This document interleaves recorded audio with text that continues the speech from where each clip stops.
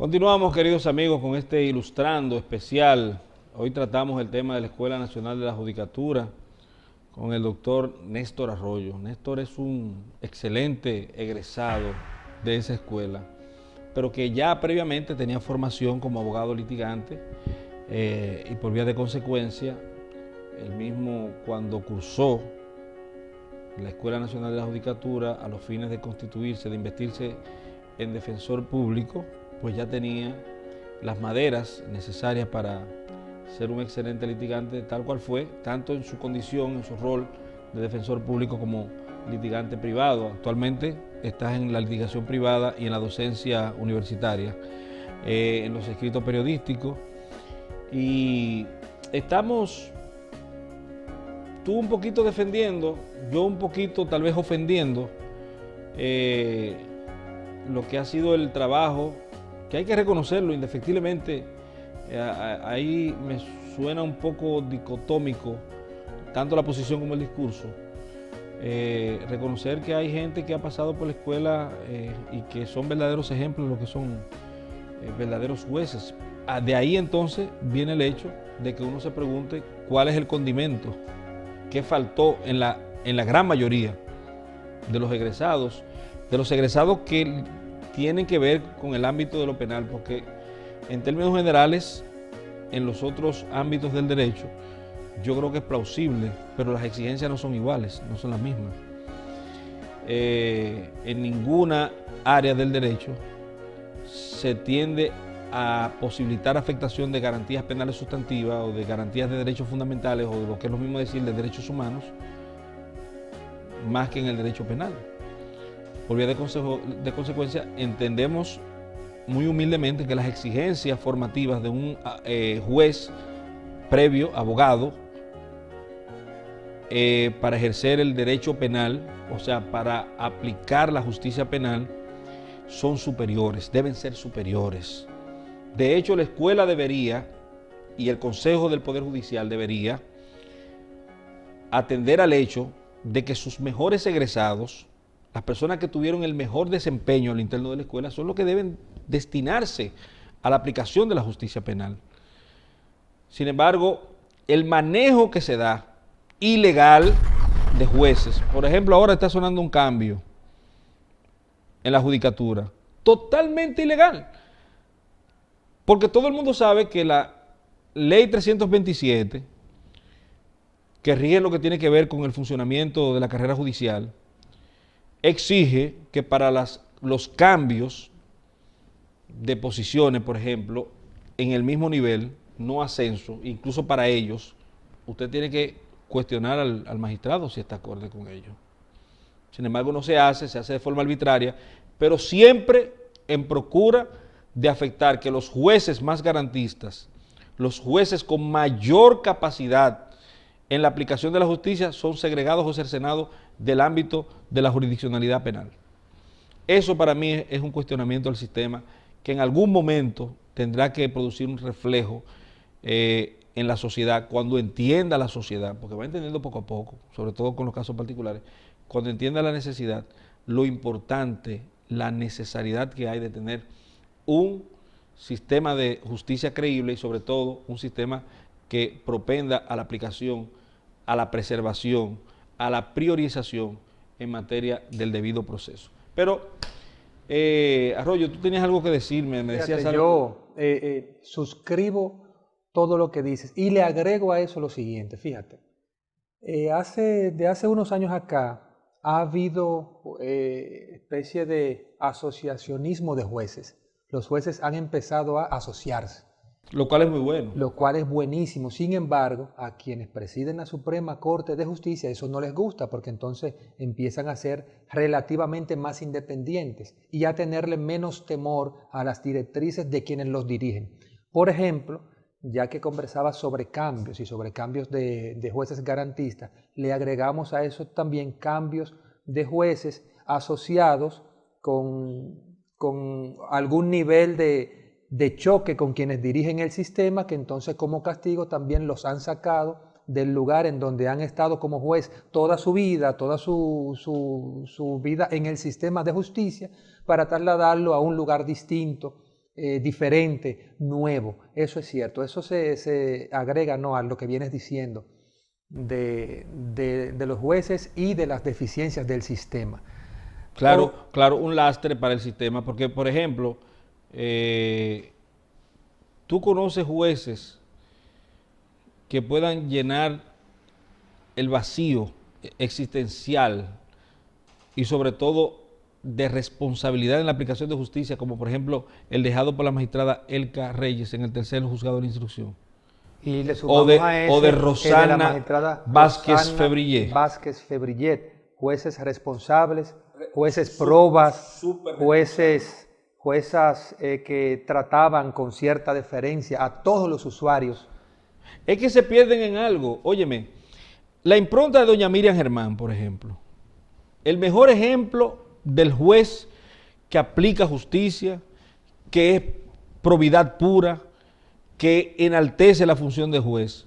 Y sin embargo, Miriam, se podría catalogar, doña Miriam Germán, con el debido respeto, hoy jueza de la Suprema Corte de Justicia, que es una juez que daba a cada quien lo que correspondía con suma responsabilidad. Y le decía al pan, pan y al vino, vino, y cuestionó cuando fue presidenta de la primera sala de la Corte de Apelación del Distrito Nacional, muchísimas decisiones por su carácter arbitrario. Entonces tenía un compromiso real con los derechos humanos. Entonces, ¿eso la afectó negativamente? No, la afectó positivamente, de forma tal que cuando se piensa en el juez antítesis con respecto a lo malo, se piensa en doña Miriam Germán. Por ejemplo, cuando doña Miriam pasa a presidir la Corte de Apelación del Distrito Nacional, la Corte de Apelación Penal, había una práctica que tenía quien presidía la Corte previamente, el ex magistrado Uribe, que había decisiones de revisión de medidas o de apelación de medidas en la Corte, que si la decisión era contraria a alguna de las partes, normalmente a la Fiscalía, estos hacían como una especie de recursos de revisión ante el presidente de la Corte, algo que no está en ningún lado.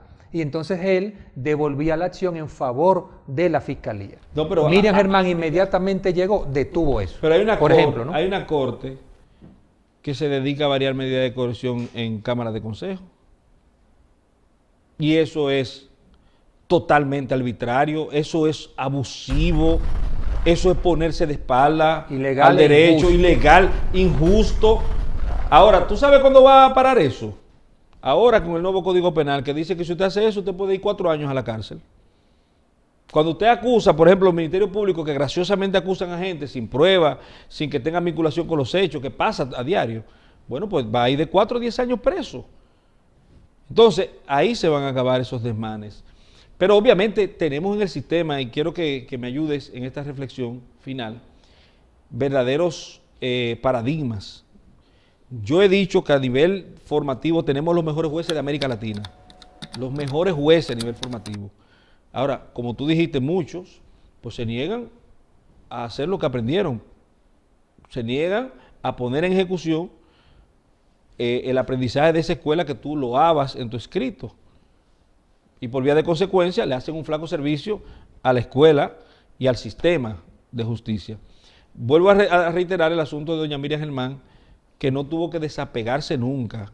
Y se dice incluso que es de las pocas juezas que entraron a la Suprema Corte de Justicia no por razones políticas, sino por tener una hoja de vida desde el punto de vista del servicio judicial ponderable, atendible, apreciable, encomiable. Miriam Germán quizás fue una especie de sello para hacer bonito o legalizar buena parte de los otros jueces que quizás no tienen esa condición. Pero recordemos a los grandes jueces, porque así como uno cuestiona algunas decisiones, uno tiene que ser ponderativo, porque lo que produce un efecto, lo que debe producir un efecto positivo, es que reconozcamos a personas que tienen la estirpe del juez al estilo Salomón, de dar a cada quien, no de constituciones salomónicas, pero dar a cada quien lo que corresponde y tratar de llegar a la verdad. Doña Miriam Germán ya mencionábamos, pero ¿qué te parece doña Katia Miguelina? Excelente, excelente. Una estrella de la Particularmente a mí me judicatura. encantaba ir a la primera sala penal del Distrito Nacional cuando estaba Miriam Germán y Katia Miguelina. Yo entendía que iba con más garantías, que la persona que representaba iba con mayor posibilidad de que se hiciese justicia. Sí, y hay muchos jueces buenos. Mira, a mí me gusta mucho Román Berroiciano, por ejemplo. Clara Luz Almonte, son jueces excelentes, con una gran responsabilidad, hoja de servicio y las mejores notas, porque se le da siempre seguimiento, ¿verdad que sí? Por ejemplo, a nivel de los jueces de atención permanente, un ejemplo de responsabilidad a mí me luce, que lo da el magistrado Vargas, porque si tú buscas el resultado de las jurisdicciones de atención permanente a nivel nacional, que dicho sea de paso, somos el país de América Latina con mayor cantidad de presos preventivos. Por vía de consecuencia, hay una deficiencia, un problema en cuanto a los jueces de atención permanente, sobre todo en la provincia de Santo Domingo. ¿Qué tenemos ahí? Nacional, Margarita Cristo, una estrella, una superestrella, porque sabe derecho, estuvo en tierra, estuvo en la jurisdicción civil, conoce el derecho penal, estuvo en La Vega. Estuvo en otras jurisdicciones, sí, claro. Buenísima. Claro. Para mí, y tengo que decirlo aquí con toda responsabilidad, el mejor tribunal colegiado del país, el que yo más aprecio, bueno, tengo que dividirme un poco en eso, es el Tribunal Colegiado de Bonao. Ahí estaba el magistrado Yarí, que ahora está en la Corte de Apelación, el magistrado Langomás. Es un excelente tribunal colegiado. El primer colegiado y el segundo colegiado de la provincia de Santo Domingo. Ahí está la magistrada Indira, excelente profesional del Poder Judicial. O sea que tenemos logros exhibibles desde el punto de vista de buenos resultados. En el Distrito Nacional también hay buenos colegiados y hay malos, y hay buenos jueces. Ahí está Natividad, Ramona, Pacheco. Pero venga acá, Rafael Pacheco, un excelente y bien formado profesional del derecho primero, y un juez que yo creo que no tiene defecto. Es una persona con una gran formación profesional. Y con una gran formación humana, transparente, fácil, asequible. De aquel lado, responsable. La magistrada Eudelina Salvador. Hay tantos magistrados buenos. Pero por buenos. favor, el magistrado Darío Gómez en la Corte. Herrera. Una eminencia. Darío Gómez Herrera. No, y ahí mismo en la Corte, otro grande magistrado, con el magistrado Rosso Vallejo, que viene de San Juan, que está corriendo ahora para el Consejo del Poder Judicial, con muchas buenas probabilidades de ser, y que es un excelente profesional de la judicatura. En el segundo colegiado de la provincia, por ejemplo, tenemos a Eduardo de los Santos Rosario, tremendo juez serio, responsable, preparado. Ahí está el magistrado Madera presidiendo. También, tremendo presidente. Entonces, con Indira de aquel lado, hay un gran equipo de profesionales. En la justicia dominicana, en términos de ejemplos positivos, los tiene. Pero y Karen Mejía, presidenta del tribunal allá de la jurisdicción. Karen Mejía es una excelente jueza, muy buena, incuestionablemente buena. Y así sucesivamente, tenemos grandes magistrados. Pero en el mismo Consejo Superior del Poder Judicial está el magistrado Francisco Arias, el magistrado Elías Santini, el magistrado Arias Arseno. O sea, tenemos el personal. Nosotros tenemos muchísimas condiciones. Lo que hace falta es no que los jueces no sean políticos, no, eso no, tú puedes tener tus inclinaciones, sino que tus decisiones no se vean permeadas por tus posiciones políticas. Eso es así. Pero en definitiva yo creo que nosotros si nos disponemos, si ponemos un poquito de nuestra parte, si aunamos un esfuerzo tendente a la consecución de un estadio situacional en que la independencia y la imparcialidad primen y campeen por sus fueros en el sistema judicial, pues nosotros tendríamos un poder judicial que sacaría las mejores notas. Recuérdate que en todas las mediciones que se hacen internacionales, justamente se cuestiona muchas de las situaciones que se dan en el poder judicial, pero es justamente, reitero el término y valga la redundancia, porque desde arriba hemos obviado, hemos enturbiado, hemos equivocado lo que tienen que ser las líneas directrices. Lo que se tiene que fortificar es otra cosa. Aquí hay posiciones que de verdad dejan mucho que desear, porque todo el mundo quiere acondicionarse, adoquinarse a lo que tiene que ver con decisiones que favorezcan el status quo, que favorezcan al Ministerio Público, sobre todo en materia penal, cuando ese no es el papel de los jueces. El papel de los jueces es cuestionarlo todo. Y fíjate, Valentín, Y fiscalizarlo todo. fíjate, el discurso de muchos que pretenden justificar las deficiencias de la justicia es el discurso de la falta de recursos. Este es un país que nominalmente hay falta de recursos para todo. Sin embargo, el gran problema de la justicia en el fondo no es ese, sino de su capacidad de limitar y de cuestionar el poder. Ahí es que está la gran deficiencia. Hay que buscar de alguna manera de alejarla un poco de la política para que ésta sirva realmente como contén, como freno, como contrapeso del poder y no como contraparte, como escalón para que el poder se impine sobre la sociedad, no, sino como contrapeso. Entonces, la limitante o el gran problema, repito, no es necesariamente recursos, no es someter jueces de base, jueces simples, no. Es alejar un poquito el poder político a los fines de que los jueces se sientan con la seguridad de poder frenarlo y cuestionarlo. Precisamente allí es que quizás está la gran deficiencia de la justicia dominicana. Bueno, en esa imposibilidad de frenar el poder. Bueno, tengo que decirte, hermano, finalmente de mi parte, y creo que finalmente de parte del programa, porque ya el tiempo se nos está agotando, tengo que decirte que hay que reconocer que el presidente Danilo Medina es tal vez el presidente que menos ha narigoneado el sistema de justicia de la República Dominicana. Totalmente. O sea, que hay mucho de irresponsabilidad particular en la solución de la problemática que lastrea aún al sistema de justicia de la República.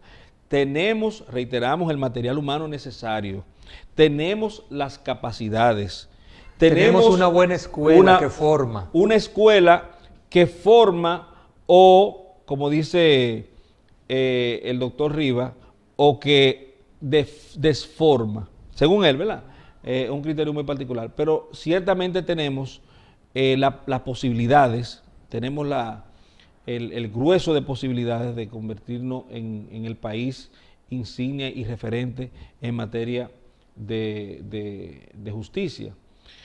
Pero hay que aspirar a que se vuelva a dar el discurso de construir o resolver o arreglar o reparar lo que estuviera mal. Para mí, muy satisfactorio la presencia de Néstor Arroyo. Acostúmbrese a Néstor Arroyo, porque Néstor va a estar frecuentemente en estos asuntos aquí, en estos conversatorios. El tema de la Escuela Nacional de la Judicatura nos parece esencial.